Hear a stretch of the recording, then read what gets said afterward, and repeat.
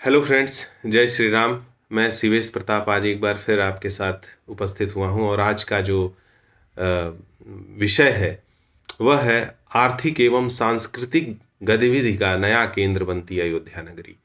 और मित्रों, जैसा कि हम सभी जानते हैं कि 22 जनवरी को हमारे अयोध्या में भगवान श्री राम के जन्मभूमि पर प्राण प्रतिष्ठा का कार्यक्रम है और उसमें न केवल उत्तर प्रदेश अपितु भारत और साथ-साथ संपूर्ण विश्व में भारतीय संस्कृति से प्रेम करने वाले जितने भी लोग हैं वह इस कार्यक्रम को लेकर अत्यंत उत्साहित हैं।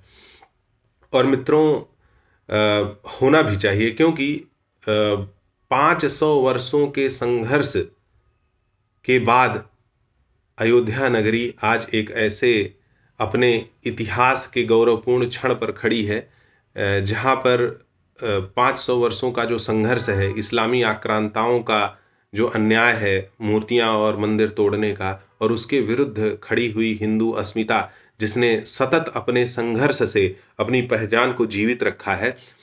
तो इस सारी चीज़ों के बीच अयोध्या, जिसका नाम ही अयोध्या है, वो युद्ध क्षेत्र बन गया। जिसका नाम ही अवध है, जहाँ कोई वध ना हुआ हो, वह वध का, हत्याओं का, अत्याचार का समर बन गया था। तो कहीं न कहीं अब हम ऐसा मानते हैं कि वह 500 वर्षों का जो संघर्ष है उसके समापन और एक नए युग का प्रारंभ हो रहा है।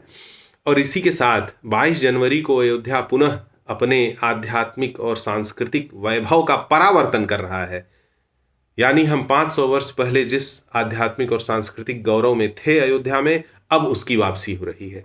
तो मित्रों, ऐसे में अयोध्या का जो यह परावर्तन है वो केवल इस शहर के लिए महत्वपूर्ण नहीं है, अपितु प्रदेश की योगी सरकार और केंद्र की मोदी सरकार भी अयोध्या से बहुत अपेक्षाएं रखती है। और दोनों सरकारों की दृष्टि में अयोध्या की जो मृदु शक्ति है, सॉफ्ट पावर है, वह भारत में एक पर्यटन क्रांति पैदा कर सकती है। और मित्रों, जैसा कि हम जानते हैं कि भारत की जीडीपी में पर्यटन का योगदान मात्र 4.6% का है, जबकि फोर्स पत्रिका के अनुसार 50 सबसे खूबसूरत देशों की रैंकिंग में भारत 7वां सबसे खूबसूरत देश है पूरी दुनिया का। तो अभी हमारे पास पर्यटन संभावनाओं का दोहन करने का बहुत अधिक अवसर है। और इस कारण से हमें जो है, ये जो राम मंदिर का निर्माण है, ये देश और प्रदेश दोनों की दृष्टि से एक बहुत ही महत्वाकांक्षी, बहुत ही आशा की योजना है, परियोजना है। और इस कारण से हमारी जो केंद्र सरकार है और प्रदेश सरकार है, इसको लेकर बहुत ही उत्साहित है। और न केवल राम मंदिर का निर्माण, आपको यह जानकर आश्चर्य होगा कि अयोध्या में विपुल निवेश सरकार के द्वारा, प्रदेश सरकार और केंद्र सरकार के द्वारा विपुल निवेश किया जा रहा है। और इस प्रकार से सरकार को आशा है कि देश की आज़ादी के बाद से विकास की रेस में पिछड़ा हुआ ये जो अवध का क्षेत्र है, वह प्रभु राम के मंदिर निर्माण के साथ विकास की एक निर्णायक गति प्राप्त करके बहुत आगे जाने वाला है।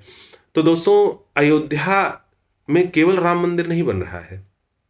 अयोध्या को वास्तव में जैसे अंतर्राष्ट्रीय स्तर पर ईसाइयों का वेटिकन सिटी है और मुसलमानों के लिए उनका मक्का मदीना है, उसी प्रकार से हिंदुओं के लिए विश्व का निर्विवाद रूप से सर्वोत्कृष्ट, सर्वश्रेष्ठ सांस्कृतिक शहर बनाने के लिए केंद्र सरकार और प्रदेश सरकार कार्य कर रही है, जिससे कि अयोध्या विश्व में जब सांस्कृतिक शहरों की बात आए तो उसमें वेटिकन, मक्का, क्योटो आदि शहरों के साथ अब अयोध्या का नाम भी सम्मिलित होगा।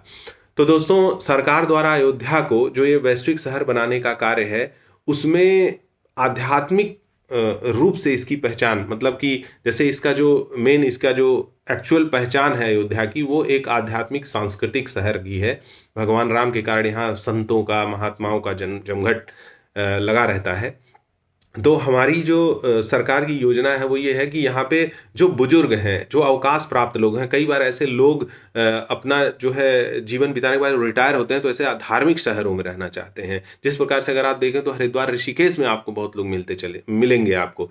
तो इसलिए उत्तर प्रदेश आवास एवं विकास परिषद यहाँ पर 3000 करोड़ का निवेश करके लगभग 1200 एकड़ में एक ऐसी नव अयोध्या परियोजना विकसित कर रही है, जहाँ पर ऐसे लोग घर ले सकते हैं और उनको सब उच्च स्तर की व्यवस्थाओं के साथ एक बहुत अच्छी जीवन, एक आध्यात्मिक सांस्कृतिक नगरी में रहने को मिलेगा। इसके अलावा यहाँ पे ऐसे राज्य अतिथि गृह विकसित किया जा रहा है, जिससे कि जितने भी लोगों का आना यहाँ रहेगा, तो भविष्य में उनके लिए आसानी रहे। 14 कोसी परिक्रमा मार्ग है, वहाँ पर 80 एकड़ भूमि में एक बहुत बड़ी परियोजना लाने का कार्य चल रहा है, जिसमें होटलों को इंटीग्रेटेड तरीके से विकसित किया जाएगा, जो अयोध्या में आने वाले पर्यटकों के लिए अपनी आवश्यकताओं की पूर्ति, रिहाइश की आवश्यकताओं की पूर्ति कर सके। साथ-साथ वहाँ पर कुछ आवासीय प्लाट परियोजनाएँ भी रहेंगी। और इसके लिए जो होटल की ज़मीनें हैं, उसके लिए नीलामी की प्रक्रिया बहुत जल्दी ही शुरू हो जाएगी और प्लाट भी मुहैया कराए जाएँगे उसके लिए। इसके अलावा जैसे आध्यात्मिक शहरों में अभी तक देखिए भारत के अंदर, जैसे मैंने बताया हरिद्वार, ऋषिकेश या मदुरई और रामेश्वरम है दक्षिण भारत में। अगर आप उड़ीसा में करें तो जगन्नाथपुरी में अवकाश प्राप्त लोग और बहुत सारे एनआरआईज़ ने अपने घर ले रखे हैं और वो आध्यात्मिक शांति के लिए इस तरह के शहरों में। तो आने वाले समय में इन सारी शहरों की फ़हरिस्त में एक नाम और होगा अयोध्या। और अयोध्या में बहुत सारे जो अच्छे अवकाश प्राप्त लोग हैं, बहुत सारे एनआरआईज़ होंगे, वो अपना घर बनाएँगे और वह अपनी आध्यात्मिक अभिरुचि के अनुसार समय-समय पर अयोध्या आते रहेंगे। और जैसे देखिए अयोध्या में इस इतना विपुल जो है पर्यटन आकर्षित करेगा अयोध्या, तो उसके लिए एक वर्ल्ड क्लास इंफ्रास्ट्रक्चर भी होना ज़रूरी है। और उसको जैसे कि अयोध्या को स्वच्छ रखने के लिए तो भारत सरकार और राज्य सरकार मिलकर यहाँ पर एक बहुत ही मानक state of the art sewage treatment plant और कचरा प्रबंधन तंत्र का विकास कर रही है। जलापूर्ति पूरे शहर में सुनिश्चित करने के लिए एक स्मार्ट वाटर सप्लाई प्लान आ रहा है और साथ-साथ जितने भी तारों का मकड़ जाल है, उसको सबको ग्राउंडेड किया जा रहा है और Uttar Pradesh power corporation limited के द्वारा यहाँ पर उच्च मानकों के पावर स्टेशन बनाए जा रहे हैं, जिससे कि विद्युत आपूर्ति अपने मानक स्तर पर यहाँ पर मुहैया कराया जा सके। इसके अलावा जैसे जब भारत सरकार और प्रदेश सरकार इतना निवेश कर रही है, तो यहाँ पर साथ-साथ अब अन्य औद्योगिक इकाइयाँ भी अपना बहुत ज़्यादा निवेश कर रही हैं। जैसे कि अयोध्या में जो प्राण प्रतिष्ठा है, वो संपन्न होने के साथ-साथ वास्तव में ये अयोध्या के विकास का शुभारंभ है। ऐसा नहीं है कि मंदिर निर्माण के बाद सब कुछ यहाँ समाप्त हो जाएगा, कोई विकास नहीं होगा और तब तक के लिए, नहीं। अभी तो ये प्रारंभ है। क्यों? क्योंकि अयोध्या को जो स्मार्ट सिटी, बहुत ही विकसित सांस्कृतिक शहर बनाने की योजना है, ये 10 वर्षों का मेगा प्लान है और इस 10 वर्षों में 85,000 करोड़ रुपए का निवेश किया जाएगा।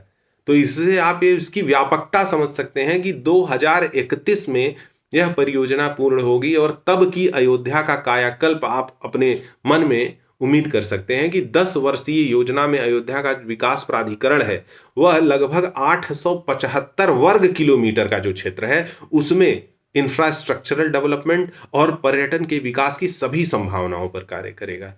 इसमें 31.5 यानी 31.5 वर्ग किलोमीटर का जो क्षेत्र है, वो तो अयोध्या का मूल शहर है और इसके अलावा 133 वर्ग किलोमीटर जो है, उसका एक पूरा मास्टर प्लान बनाया जा रहा है, जिसको फेजेज़ में डेवलप किया जाएगा और इस प्रकार से अयोध्या एक अंतर्राष्ट्रीय स्तर का सांस्कृतिक शहर बनकर पूरे विश्व पटल पर आएगा।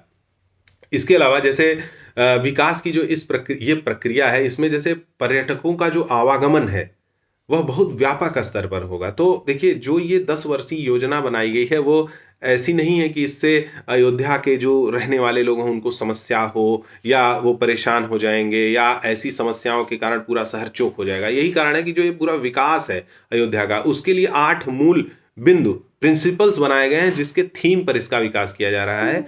इसमें जैसे सुंदर, स्वच्छ, कार्यकुशल, सुगम, अनुभवात्मक, आधुनिक, सांस्कृतिक और स्वस्थ अयोध्या विकसित करने की योजना है इसमें। अब जैसे देखिए, परियोजनाओं से अयोध्या का कायाकल्प कैसे होगा, इस विषय पर भी हमें विचार करना चाहिए कि जो सरकार है, तो जैसे सरकार के द्वारा अयोध्या में रेल, रोड, वायु सेवाओं को बेहतर कनेक्टिविटी सुनिश्चित करने के लिए अभी एक व्यापक स्तर पर परियोजनाओं पर कार्य हो रहा है कि वर्तमान में 17 विभागों के 264 से अधिक परियोजनाएं चल रही हैं और इसकी कुल कीमत लगभग 4,000 करोड़ रुपए है।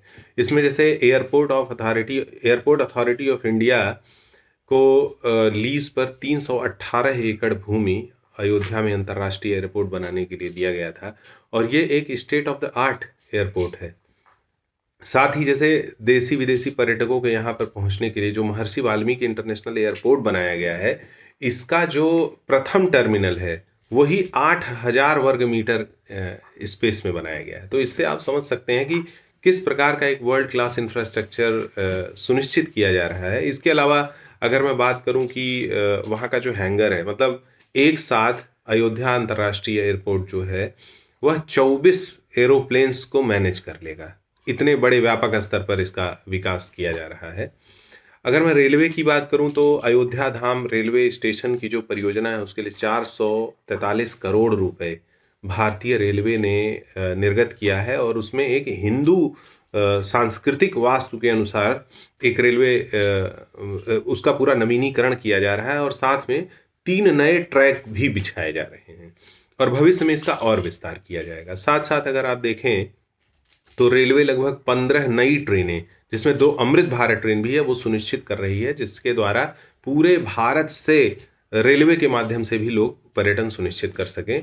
इसके अलावा अयोध्या को पूरी तरह से कंजेशन फ्री रखने के लिए जो एक राजमार्ग यहाँ से गुजरता है उसको एक 65 किलोमीटर का आउटर रिंग रोड बनाते हुए जो है बनाया जा रहा है, जिससे कि अयोध्या का जो पर्यटन है पूरी तरह से ट्रैफिक से डिस्टर्ब ना हो, या ट्रैफिक अयोध्या के पर्यटन या भीड़ भाड़ की वजह से डिस्टर्ब ना हो, और पूरा वो हाईवे जो है रिंग रोड के द्वारा, मुद्रिका के द्वारा अलग किया जा रहा है।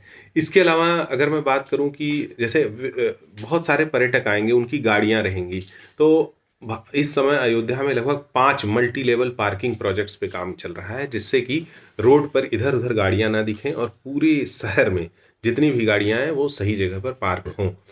इसके अलावा जैसे अगर मैं बात करूं कि योगी सरकार जो है गोमती रिवर फ्रंट जैसे लखनऊ में बना हुआ, उसी तरह से गुप्तार घाट से लेकर नए घाट तक जो लगभग 7 किलोमीटर का सरयू नदी का किनारा है, इसको एक बहुत ही सुंदर एक रिवर फ्रंट के रूप में विकसित कर रही है, और इसका काम भी शुरू हो चुका है। और यहाँ पर क्या होगा कि पूरा जो फुटपाथ होगा वो बहुत ही स्मूथ, एक बढ़िया फुटपाथ होगा, स्ट्रीट लाइट्स पूरी होंगी, और ये सभी चीज़ें अगर ठीक से चलती रहीं तो ये जो 1.5 घंटे की लंबी यात्रा को एक लग्जरी क्रूज के माध्यम से जो है गुप्तार घाट से शुरू करके नए घाट तक जो है जो समाप्त होगी, ये एक शुरू करने की भी योजना इसके अंदर है। तो सरकार इस पर भी कार्य कर रही है जो आएगा। मित्रों, इतना सरकार के द्वारा जो अयोध्या में कार्य हो रहा है, इसकी जो शुरुआती रुझान है वह भी दिखाई देने लगे। जैसे पर्यटन क्रांति जो अयोध्या में होने वाली है, उसका जो प्रारंभिक रुझान है, वो हम उस बिंदु पर भी कुछ विषय डिस्कस करेंगे, कुछ चर्चा करेंगे।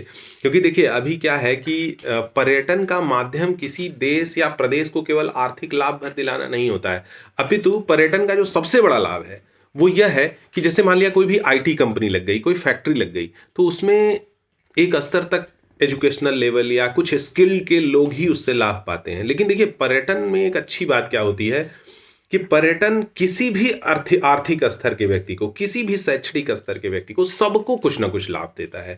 मतलब कि 5 स्टार 7 स्टार होटल से लेकर एक रेहड़ी पटरी पर सामान बेचने वाले आदमी से लेकर आपका कोई हस्तशिल्प है, कुटीर है, कुछ भी किसी प्रकार का कोई भी कला है, फुटपाथ पर आप बैठ के बेच रहे हैं, हर तरह के व्यक्ति को पर्यटन आधारित जो आर्थिकी है उसमें जगह मिलती है। इसीलिए समाज के हर अंग का बहुत समुचित विकास पर्यटन कर सकता है। और इसीलिए भारत में जिस प्रकार से शैक्षणिक विषमताएं हैं, आर्थिक विषमताएं हैं, उसमें पर्यटन सभी लोगों को बहुत अच्छे तरीके से विकसित करने में बहुत योगदान दे सकता है। इसीलिए पर्यटन को पर उसी तरह से ध्यान देना चाहिए जिस तरह से सरकार औद्योगिक निवेशों पर ध्यान देती है। तो अभी देखिए राम मंदिर के निर्माण के चलते यहाँ पर जो पर्यटन है, जैसे पर्यटन विभाग जो उत्तर प्रदेश का है वो ये प्रयास कर रहा है कि यहाँ पर लगभग 5 लाख, तो उत्तर प्रदेश सरकार का एक अनुमान है कि लगभग 2 लाख पर्यटक प्रतिदिन, और किसी पर्व त्योहार पर 5 लाख से ऊपर भी पर्यटकों की संख्या अयोध्या में हो सकती है। और वहाँ पर केवल राम जन्मभूमि ही नहीं अपितु हर तरह के गतिविधियों और लोगों को तो यहाँ पर जो है इस प्रकार की गतिविधियाँ जो है और बढ़ सकती हैं। जैसे अगर आप देखें तो ताजमहल को लोग पर्यटन के लिए बहुत महत्वपूर्ण मानते हैं। ये मानते हैं कि वो बहुत ही सेंटर ऑफ अट्रैक्शन है। मित्रों, आपको जानकर ये आश्चर्य होगा कि ताजमहल को देखने के लिए वर्ष भर में मात्र 70-80 लाख पर्यटक आते हैं। और अगर अयोध्या में राम जन्मभूमि की बात की जाए तो यहाँ पर सालाना 7 करोड़ से अधिक पर्यटक आएँगे। तो इससे आप अयोध्या का जो पोटेंशियल है, वो आप समझ सकते हैं एक पर्यटक स्थल के रूप में। और यही कारण है कि हमारा जो ये जो आर्थिकी है पर्यटन आधारित, अयोध्या लगभग आने वाले वर्षों में 35,000 करोड़ से ऊपर के बाजार को जन्म देगा। यदि आप औसतन एक व्यक्ति को लगभग 5,000 रुपए भी खर्च करने की अपने अयोध्या में जब वो आता है तो 5,000 रुपये भी खर्च करता है। इस आधार पर लगभग 35,000 करोड़ रुपए का एक बाजार अयोध्या के द्वारा विकसित होगा। ये समझने की बात है। और इसके अलावा जैसे देखिए तो न केवल राम मंदिर, जब आप वहाँ पर आएँगे तो वहाँ पर उत्तर प्रदेश पर्यटन विभाग अपनी कमर कस चुका है और अन्य जो क्षेत्रीय पर्यटन स्थल हैं उनका भी विकास किया जा रहा है। 70 करोड़ रुपए का बजट पास किया गया और उसमें जो आसपास के क्षेत्र के 37 जो धार्मिक मंदिर या क्षेत्र हैं उनको चिन्हित करके उनका भी नवीनीकरण किया जा रहा है। जैसे अगर मैं कुछ मंदिरों या क्षेत्रों की बात करूं, जैसे कि जानकी घाट हो गया, बड़ा स्थान हो गया, देवकाली हो गई, राम कचहरी हो गया, दिगंबर अखाड़ा हो गया, भगवान कालेराम का मंदिर हो गया, नेपाली मंदिर हो गया, ये सबको अच्छे ढंग से नवीनीकृत किया जा रहा है। अब जैसे देखिए तो अयोध्या में जो दीपोत्सव है वह स्वयं में ही एक त्योहारी पर्यटन की पहचान ले चुका है और 2017 से शुरू हुए इस कार्यक्रम में साल दर साल Guinness book of world record में शामिल होता है और विश्व स्तर से कई पर्यटक ऐसे हैं जो अयोध्या में वह दीपोत्सव का कार्यक्रम देखने आ रहे हैं। तो भविष्य में अन्य और भी लोग, जैसे जैसे इंफ्रास्ट्रक्चर मजबूत होगा, अन्य लोग भी इसको देखने आएंगे। इन्हीं संभावनाओं के बीच में अयोध्या और इसके आसपास के जो क्षेत्र हैं उनमें रियल एस्टेट में इतना बड़ा बूम आ गया है कि आपको जानकर आश्चर्य होगा कि एक प्रतिष्ठित रियल एस्टेट कंपनी ने बताया है कि अयोध्या में जो रियल एस्टेट की डिमांड है और जो कीमतें हैं उसने गोवा और हिमाचल प्रदेश को पीछे छोड़ दिया है। तो ये एक पर्यटन के बूम की जो शुरुआती रुझान है।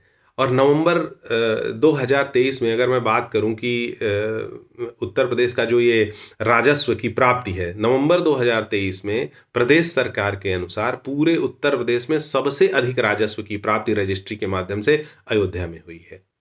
और इतना ही नहीं, उत्तर प्रदेश स्टाम्प एवं रजिस्ट्रेशन विभाग की एक रिपोर्ट है जो ये बताती है कि अप्रैल से नवंबर 2023 के बीच में अयोध्या में 29,325 रजिस्ट्रियां हुई हैं, जबकि 2017-18 के समय में अयोध्या में मात्र 5,962 जमीनों की रजिस्ट्रियां होती थी। तो इससे आप समझ सकते हैं कि क्या गतिविधियां अयोध्या में चल रही हैं। देश के जाने माने मैरियट हो गए, ताज हो गया, रेडिसन हो गया, ऐसी होटल श्रृंखलाएं अयोध्या में अपने होटलों को खोलने के लिए उत्तर प्रदेश सरकार और पर्यटन विभाग से बात कर रही हैं। ये एक जो पोटेंशियल है अयोध्या का वो कैसे अनलीज हो रहा है ये हम देख सकते हैं।